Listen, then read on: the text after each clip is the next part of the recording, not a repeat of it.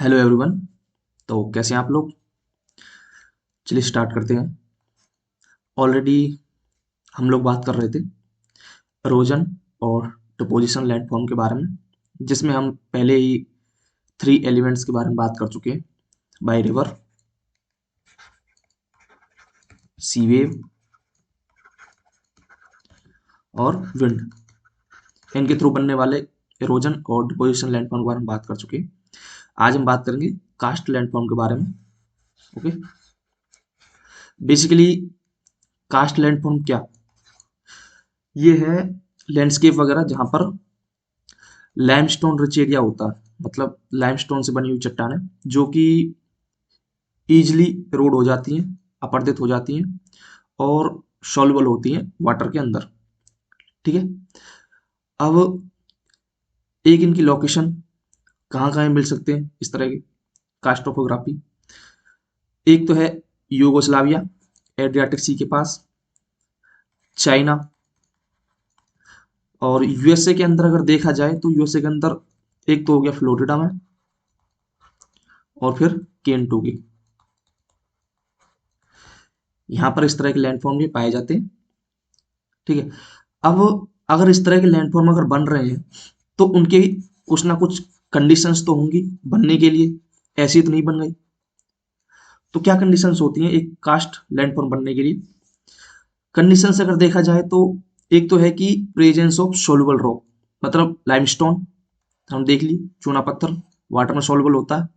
ठीक है, दूसरा है कि ये हाईली डेंस होनी चाहिए, एक दूसरे से ज्वाइंट होनी चाहिए, क्योंकि लाइमस्टोन चूना पत्थर वगैरह जो बन रहा है ना वो मेटामॉर्फिक रॉक है।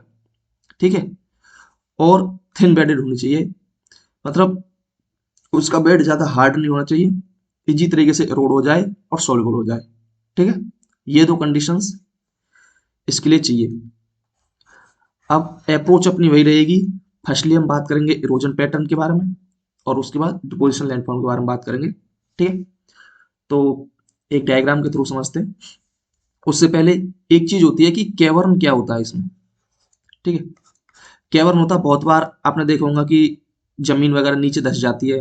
तो क्या होता है कि अगर ये सरफेस है ना, ये पूरी अगर मैं इसे सरफेस मान लूं, ठीक है, और ये नीचे का हिस्सा है जमीन के नीचे का, तो यहाँ पर कई जगह पर ये वाटर प्रेजेंट है, बट यहाँ पर ये ठोस है। ठीक है, मिट्टी है, फिर यहाँ पर वाटर आ गया। ये कैसे हुआ? इसने जो नीचे की रॉक है लाइमस्टोन वाले एरिया में, ठीक है, कास्ट टोपोग्राफी के अंदर, तो वो जो रॉक है ना इसका इरोड कर दिया, क्योंकि ऑलरेडी हम कंडीशंस देख चुके हैं कि वो हाईली सोल्युबल है वाटर के अंदर। ओके, तो यहाँ पर इसने इरोड किया। अब यहाँ पर पानी इकट्ठा हो गया। अब इस पानी की वजह से क्या होगा कि ऊपर के जो लैंड है वो भी डिग्रेड होगी। ठीक है, उसका भी इरोजन होगा। ओके, तो ये हो गया केवर्न, अंडरग्राउंड केव। ठीक है, जो नीचे की गुफाएं हैं उन्हें बोलते हैं केवर्न। ओके, उसके बाद अब बात करते हैं इसकी इरोजन पैटर्न की। तो ये देखिए, अब आपने देखा होगा कि कहीं पर भी कोई भी चीज अगर इरोड होती है, उसका अपरदन होता है, तो वो अचानक से इतना बड़ा नहीं हो जाता। पहले धीरे धीरे छोटा सा, फिर उससे बड़ा, फिर उससे बड़ा, धीरे धीरे बड़ा होता है। ओके, फॉर एग्जाम्पल आप सड़क पे चलते हैं, जा रहे हैं, तो वहां पर ऐसा तो है नहीं एक संग आपको वो बहुत बड़ा गड्ढा दिख जाएगा, अचानक से बहुत बड़ा गड्ढा हो गया, नहीं, कहीं कहीं पर आपको बहुत सारे इस तरह के होल्स भी दिखाई देंगे, गड्ढे छोटे छोटे, उनमें पानी भरा हुआ है। कुछ टाइम बाद देखोगे तो थोड़े से बड़े हो जाएंगे, और बड़े हो जाएंगे। तो ये एक प्रोसेस होती है जो स्मॉल से बिग तक पहुंचती है। ठीक है, अब इसमें कुछ वर्ड्स हैं, जैसे एक होता है सिंक होल। सिंक होल मतलब जो छोटा गड्ढा होता है। ठीक है, उसके बाद अगर वो बड़ा हो जाए इरोजन होते होते, तो उसे बोलेंगे स्वाला। उससे बड़ा डोलाइन, और उससे बड़ा युवाला, और सबसे लास्ट में आता है पोलजे। बहुत बड़ा हिस्सा जो है वो इरोड हो जाए। ठीक है, अब इसमें एक चीज और आती है, एक आता है ब्लाइंड वैली का कॉन्सेप्ट। ब्लाइंड वैली, अंधी घाटी। अब ये क्या होता है? अब देखो, याद करो केवर्न, हमने केवर्न देखा था, क्या था अंडरग्राउंड में, क्या था, अंडरग्राउंड केव थी, गुफाएं थी। अब वो गुफाएं बनी कैसे? भाई, अब वो गुफाएं बनी कैसे? अब यहाँ से फॉर एग्जाम्पल, यहाँ से ये पानी गया रोड करते करते, ये देखो इस तरह से लेयर में, तो ये जो एक तरह से नदी की तरह बन रही है ना, ये क्या है, ये घाटी की तरह ही तो है, पानी इसे रोड कर रहा है नीचे, ये घाटी ही तो है। पर ये घाटी बनेगी कहाँ, ये अंडरग्राउंड में बनेगी, ऊपर सरफेस पर नहीं बनेगी, अंडरग्राउंड में बनेगी। ओके। ओके, तो हम ये लिख लेते हैं एक बार, ठीक है। इरोजन लैंडफॉर्म के बारे में कौन कौन सा पढ़ा हमने, तो फर्स्ट इरोजन,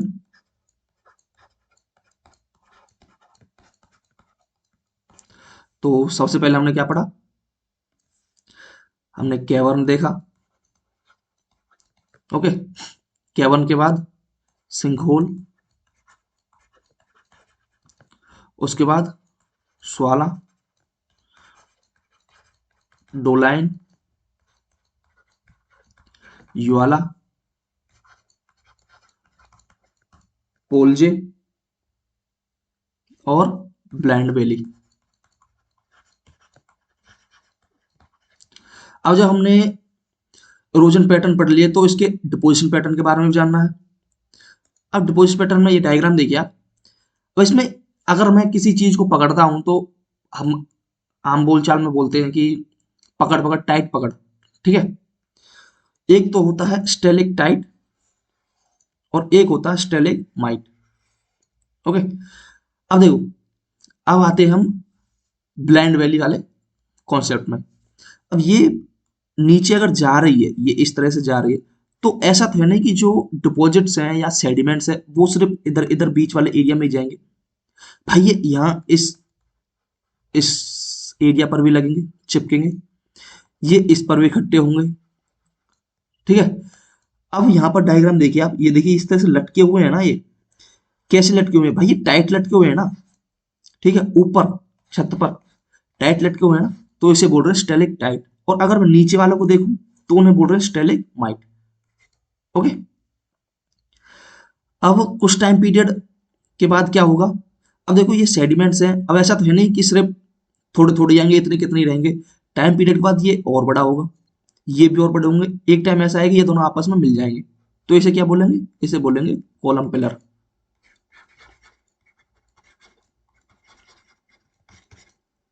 ओके, तो ये हो गया हमारे डिपोजिशन लैंडफॉर्म, तो लिख लेते हैं एक बार, डिपोजिशन। तो इसमें सबसे पहले हमने देखा स्टेलेक्टाइट, फिर स्टेलेग्माइट और उसके बाद कोलम पिलर। ओके, तो यहां पर हमारा खत्म होता है कास्ट लैंडफॉर्म। उसके बाद नेक्स्ट लैंडफॉर्म की बात करें तो वो आता है ग्लेशियर लैंडफॉर्म बाय ग्लेशियर्स के थ्रू, तो ग्लेशियर्स के थ्रू देखना है। ओके, अप्रोच वही रहेगी, फर्स्टली बात करेंगे इरोजन लैंडफॉर्म के बारे में और उसके बाद डिपोजिशन। तो इसमें एक सबसे फेमस वर्ड आता है यू सेफ वैली। तो हम उसे यू सेफ वैली क्यों बोल रहे हैं, क्यों यू सेफ वैली है। अब आप अपने रिवर एरोजन लैंडफॉर्म के बारे में बात करें, रिवर के अंदर हमने देखा था कि वी सेफ वैली बनती है, इसमें वेल बोल रहे हैं हम यू सेफ। भाई पानी ये भी है, पानी वो भी है, फर्क सिर्फ इतना है, ये जमा हुआ नहीं है, ये जमा हुआ है। तो ये इस वजह से यूसेफ वैली पैटर्न है इसका, क्योंकि क्या होता है कि जो ग्लेशियर होता है ना, वो ज्यादा स्टीप रोड नहीं कर पाता, ठीक है। और ये वाटर देखो बहुत ज्यादा स्टीप तरीके से, मतलब बहुत ज्यादा गहराई में बहुत तीव्र तरीके से रोड करता है, ठीक है, अपर्दन करता है। और यहाँ पर ये देखो यू शेप में ज्यादा तरीके से वो रोड नहीं कर पाएगा। ओके, अब इसमें एक कॉन्सेप्ट और आता है, एक आता है हैंगिंग वैली का। अब ये हैंगिंग वैली है क्या, अब देखो ये तो मैन हो गई भाई, ये तो ट्रफ हो गया, मतलब एक तरह से ये वैली बना दी मैंने जो मैन है, ठीक है। अब अब जैसे फॉर एग्जांपल नदियां, नदी बहती है, फॉर एग्जांपल गंगा रिवर है, उसकी बहुत सारी ट्रिब्यूटरीज भी हैं। मैं इसे एक रिवर मान लूं, ये देखिए यहाँ से मिलेगी, यहाँ से मिलेगी, इस तरीके से मिलेगी। अब पैटर्न तो उसमें भी होते हैं, कोई रेडियल पैटर्न है, ठीक है, कोई सेंट्रिफ्यूगल है, ओके, कोई एरियल है। बट इसमें क्या है, ये जो हैंगिंग वैली का पैटर्न है ना, ये देखो, अगर मैं इसे यहाँ से जाता हुआ एरोड करते हुए ग्लेशियर आ रहा है और ये इसमें मेन वैली में ऐड होगा, तो हमें कुछ ऐसा दिखता है, ये जैसे ये लटक रहा हो इसे पकड़ के। आप इस डायग्राम को 3D में देखिए तो हमें लटकता हुआ दिखाई देगा, ठीक है। इस वजह से हम इसे हैंगिंग वैली बोल रहे हैं, ओके। अब एक इसके बाद कॉन्सेप्ट आता है कौरी का, या जिसे हम बोलते हैं सर्क। ये है क्या, ये है चेयर, ठीक है, चेयर शेप लैंडफॉर्म। इसका एक डायग्राम दिखाता हूं मैं आपको, चेयर शेप क्यों बोल रहे हैं हम इसे। ये देखिए, ये है कौरी या फिर सर्क। ये देखिए, ये अगर मैं इसे इस तरीके से डायग्राम बन रहा है ये, ठीक है, तो चेयर के जैसे बन गया ना, यहाँ पे बैठ जाओ, ठीक है। इस वजह से इसे चेयर टाइप लैंडफॉर्म बोल रहे हैं, ठीक है। उसके बाद बात करते हैं हम सर्क या कौरी के बाद एक आता है हॉर्न। ये क्या है, ये अपर पार्ट ऑफ सर्क, सर्क का सबसे ऊपरी हिस्सा। अगर मान चलो ये जो सर्क है, ये जो सर्क है ना, इसका सबसे अपर पार्ट, ये जो पार्ट है ये रहा, इसे बोलेंगे हम हॉर्न, ठीक है। तो हॉर्न पता चल गया आपको, अपर पार्ट ऑफ सर्क, सबसे ऊपरी हिस्सा इसका, ठीक है। उसके बाद एक आता है अरेत। ये क्या है, ये है स्टीप साइडेड होती है कोरी की। जैसे ये देखो, ये मैं आपको दिखाता हूं, ये मैं हाईलाइट करता हूं इसे, ये देखो, ये जो साइडेड है, ये ऊपर का एरिया जो दिख रहा है, ये है अरेत, बिल्कुल स्टीप है, फिसलन वाली है बिल्कुल, ठीक है। तो इसे अरेत बोल रहे हैं, मतलब स्टीप साइडेड रिज नियर कोरी, ओके। इसमें ना आपको कीवर्ड्स वगैरह याद रखने हैं, ठीक है। और मेन चीज ये है कि अगर मान चलो ऑप्शंस में आपको दे जाए कि अरेत दे दिया, हैंगिंग वैली दे दिया, या फिर पोलजे दे दिया, तो इनमें से पूछ सकता है ग्लेशियल एरोजन लैंडफॉर्म कौन से हैं या ग्लेशियल डिपोजिशन लैंडफॉर्म कौन से हैं, तो आपको उस चीज का ध्यान रखना है, ठीक है। तो ये हो गए हमारे एरोजन लैंडफॉर्म। अब इसमें ये तो हो गए एरोजन लैंडफॉर्म, और कुछ दो फीचर्स भी ऐड होते हैं इसमें। एक होता है टर्न लेक और एक होता है पीटर नॉस्टर लेक। अब टर्न लेक क्या है, टर्न लेक होती है glaciated river, glaciated lake, turn lake sorry, glaciated lake जो ग्लेशियर वाली झील होती है, ठीक है। अगर मैं ये कहूं कि ये एक टर्न लेक है, ठीक है, और ऐसे ही मैं सीरीज में और बना दूं, तो अब ये सीरीज में है, लाइन ऑफ सीरीज में है, तो इन्हें क्या बोलेंगे, इन्हें बोलेंगे पीटर नॉस्टर लेक। मीन्स अगर सिंगल है तो टर्न लेक, और सीरीज में है एक से ज्यादा तो Peter Nostr lake, okay.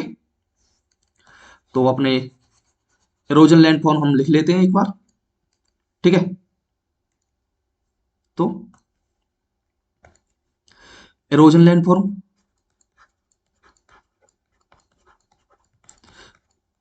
Halogen में सबसे पहले कौन सा पढ़ा था हमने, सबसे पहले पढ़ा था यू वैली, यूसेफ वैली, उसके बाद हैंगिंग वैली, ठीक है। उसके बाद पढ़ा था हमने सर्क या कौरी, उसके बाद horn, next arete, plus two features भी ऐड, टू फीचर्स देखे थे हमने, एक तो देखा था टर्न लेक का और एक देखा था पीटर नॉस्टर लेक का,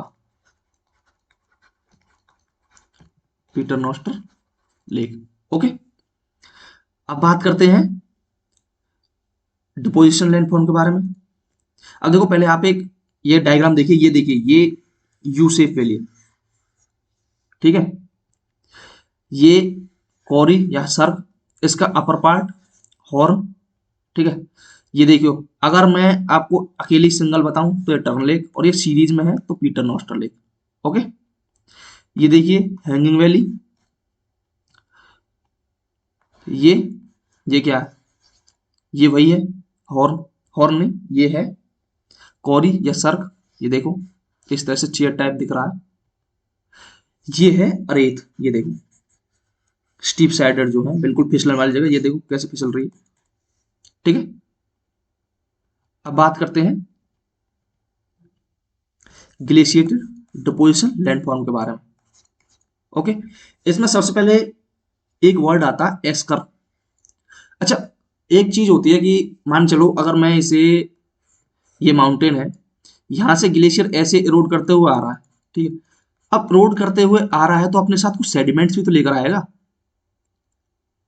अब सेडिमेंट्स लेकर आएगा, अब फॉर सपोज कीजिए ग्लोबल वार्मिंग हो गई, गर्मी में ग्लेशियर पिघल गया, अब पिघला तो सिर्फ ग्लेशियर है ना, ये जो सेडिमेंट्स हैं, ठीक है, डिपॉजिट्स हैं जो, मतलब जो इसके माउंटेन्स के जो टूटे पार्ट हैं, कंकर पत्थर ये सब वगैरह जो हैं, ये थोड़ी ना पिघलेंगे, ये तो हम वहीं देखेंगे।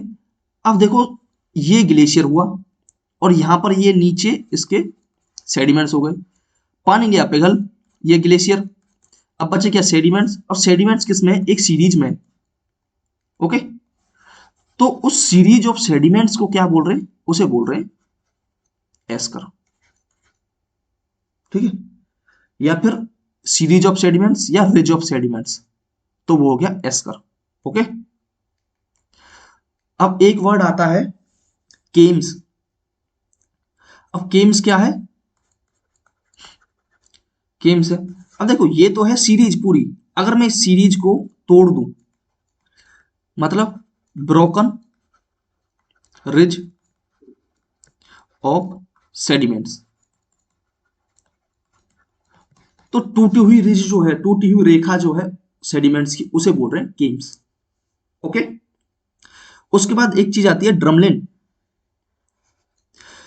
ड्रमलिन है, अब यहां पर एक फीचर देखो आप, ये इन्वर्टेड बोट है, मतलब उल्टी बोट, बोट नाव।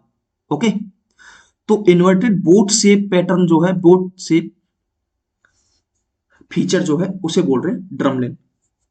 ठीक है, एक वर्ड बहुत बार आता है मोरेन, कि ये मोरेन क्या है, ये कुछ नहीं है, ये क्या है, ये सेडिमेंट्स है, सेडिमेंट्स का ये दूसरा नाम मोरेन। ओके, अब इसमें ये तो हो गए हमारे लैंडफॉर्म डिपोजिशन। अब भाई फीचर्स तो इसमें भी आएंगे कुछ ना कुछ। अब इसमें दो फीचर्स हैं, एक तो है इसका कैटल लेक और एक है नूनाटक।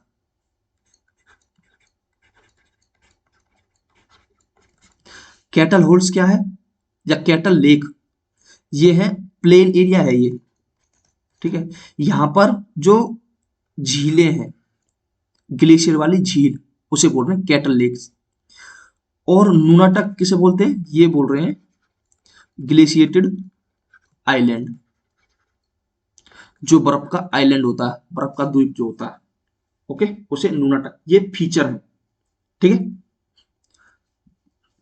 तो अपन लिख लेते हैं डिपोजिशन लैंडफॉर्म के बारे में भी। ठीक है, तो डिपोजिशन में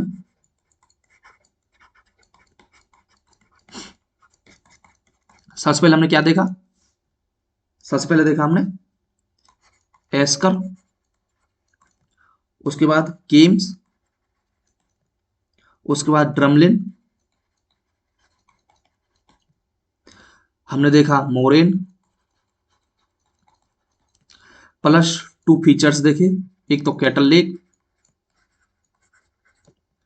और नूनाटक।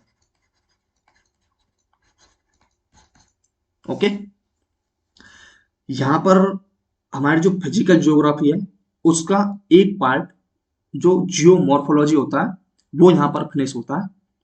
ठीक है, इसमें एक बार मैं आपको टाइप्स ऑफ प्लेट्यूज के बारे में भी जान लेना आपके लिए सही होगा, कि जो प्लेट्यूज, जो पठार होते हैं, वो सिर्फ एक ही तरह के पठार नहीं होते कि हमने ये देख लिया बस यही है, इनके और भी कई टाइप्स होते हैं। ठीक है, हम एक बार उन टाइप्स के बारे में बात करेंगे, और उसके बाद आपका जियोमॉर्फोलॉजी वाला पार्ट जो है पोर्शन खत्म, फिनिश। ठीक है, अब देखो मैं यहाँ पर 3 डायग्राम बनाता हूँ। ये मैंने मान लिया ये मेरा माउंटेन है, ये पठार है प्लेटू, और एक माउंटेन इससे ये अटैच हो गया। ठीक है, एक देखा मैंने ये माउंटेन है, ये प्लेटू है, और इसके साइड वाला एरिया जो है ना या तो ओशियन है या फिर प्लेन एरिया है। ओके, और एक ये है सीधा प्लेटू बस। इधर साइड इसका प्लेन या ओशियन है, इधर साइड प्लेन या ओशियन एरिया। ठीक है, अब आप दो चीजें सोचिए कि एक माउंटेन और एक प्लेटू में डिफरेंस क्या है। एक तो डिफरेंस है इसकी पीक का। माउंटेन में क्या होता है, माउंटेन में होती है इसकी पीक इस तरह से, बट प्लेटू में क्या होता है, प्लेटू होता है फ्लैट टॉप सरफेस का। ओके, दूसरा होता है इसकी हाइट, हाइट ज्यादा होगी माउंटेन की, और प्लेटू की हाइट कम होगी। ओके, अब ये जो मैंने 3 डायग्राम बनाए हैं, अब इनके बारे में बात करते हैं। अगर मैं फर्स्ट डायग्राम की बात करूं तो फर्स्ट डायग्राम में क्या है कि एक प्लेटू जो है ना उसके दोनों साइड माउंटेन है, इधर साइड माउंटेन है और इधर साइड माउंटेन है। तो अगर बीच में ये आ गया है तो इसे क्या बोलेंगे, इसे बोलेंगे इंटर माउंटेन प्लेट्यू। ठीक है, दो माउंटेन के बीच जो प्लेट्यू है उसे बोलते हैं इंटर माउंटेन प्लेट्यू। अगर मैं इसके एग्जांपल्स की बात करूं तो एग्जांपल में एक तो आप तिब्बतन प्लेट्यू ले लो। ठीक है, बोलिवियन प्लेट्यू हो गया, बोलिविया के अंदर साउथ अमेरिका में। तो ये इंटर माउंटेन प्लेट्यू के एग्जांपल्स है। अगर एक स्टेटमेंट आ जाए कि a plateau that is surrounded by mountains, और उसमें एग्जांपल्स आपको दे दे inter mountain plateau, continental plateau, piedmont plateau या फिर स्रिप प्लेट्यू, तो आपको क्या लगाना, इंटर माउंटेन प्लेट्यू। ठीक है, आपको कीवर्ड से फोकस करना है सराउंडेड बाय माउंटेन्स, दोनों साइड से माउंटेन से घिरा हुआ है, तो इंटर माउंटेन बीच में है, ये इंटर है। और अगर एक साइड से माउंटेन से घिरा हुआ हो और दूसरी साइड वो या फिर प्लेन एरिया हो या फिर ओशियन हो, उसे क्या बोलेंगे, उसे बोलेंगे पैडमोन प्लेट्यू, पैडमोन प्लेट्यू। अब इसके एग्जांपल्स की बात करूं तो एक तो आप ले लो पेंटागोनियन, अर्जेंटीना के अंदर पेंटागोनियन प्लेट्यू हो गया, मालवा प्लेट्यू हो गया। ठीक है, ये इसके एग्जांपल है। मतलब a plateau which is situated at the foot of mountain and the other side by a plain या फिर सी। ओके, और अगर मैं थर्ड इसकी बात करूं तो इसे क्या बोलेंगे, इसे बोलते हैं कॉन्टिनेंटल प्लेट्यू।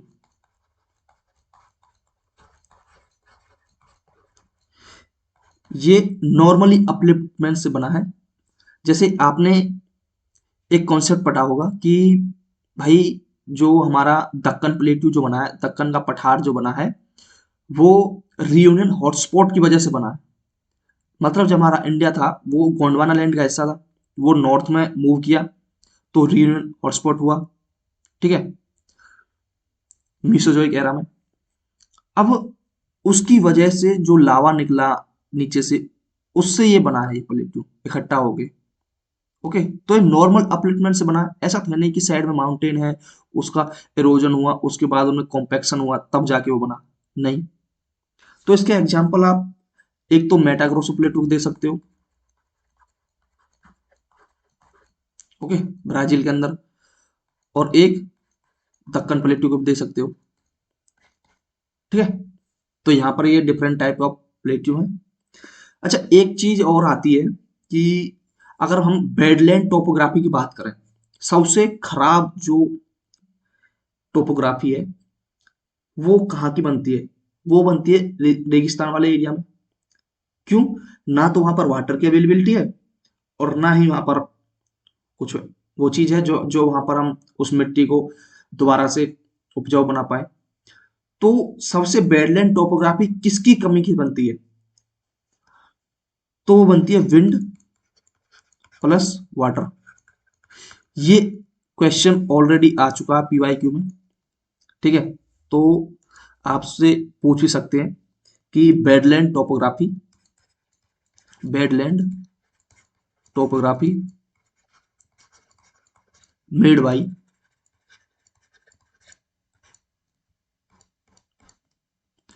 फॉर व्हाट, किससे बनती है। अब इसमें आपको एग्जांपल्स ऐसे भी दे सकते हैं वो ऑप्शंस में कि विंड और सी वेव, या फिर वाटर एंड ग्लेशियर, या फिर विंड एंड ग्लेशियर, या फिर विंड एंड वाटर। तो आपको विंड एंड वाटर, क्योंकि आप खुद देखिए ना, रेगिस्तान वाले एरिया में, राजस्थान वाले में, रेगिस्तान के अंदर विंड इस तरीके से चल रही है, मैं आपको ऑलरेडी बता चुका हूँ कैसी आकृतियां बन रही है वहां पर लैंडफॉर्म, ठीक है। और वाटर की अवेलेबिलिटी वहां पर है ही नहीं। ओके, तो आज के लिए इतना ही। यहाँ पर जियोमॉर्फोलॉजी आपका खत्म। और हम अब इसके आज तक जितने भी पीवाईक्यू क्वेश्चन आए हैं जियोमॉर्फोलॉजी से एक प्रॉपर एरिया से, उन सब के बारे में डिस्कस करेंगे, ठीक है। और कुछ अदर क्वेश्चंस भी होंगे आपको ट्राई करने हैं, ओके, कि आप उन्हें कर पाते हो या नहीं। तो आज के लिए इतना ही। Thank you.